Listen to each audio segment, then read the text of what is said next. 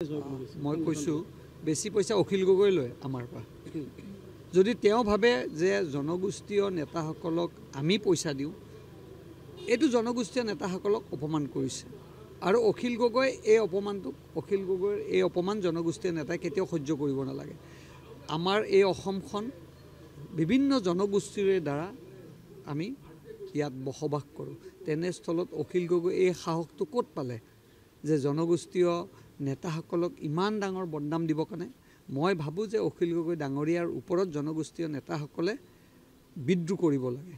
আৰু অখিল গগৈ আপোনালোকে জানে, তেখেতে কেতিয়াবা কংগ্ৰেছৰ লগত, কেতিয়াবা বিজেপিৰ লগত, কেতিয়াবা এজিপিৰ লগত তেখেতে এনেকৈ চুং সলাই সলাই ঘূৰি ফুৰি থকা এজন ব্যক্তি। যিয়ে চুং সলাই সলাই ঘূৰি ফুৰে সেইজন ব্যক্তিৰ আমি কি টিপ্পনী দিম? ধন্যবাদ থাকিল, শুভেচ্ছা থাকিল অখিল গগৈলৈকে। এনেকৈ আপুনি কৈ থাকক। অহাবাৰ তেওঁ MLA হয় নাই সেইটো তেখেতে প্ৰথম নিজে ঠিক কৰি লওক। চুং সলাই থাকে না, চুং সলাই থাকে ন তেখেতে।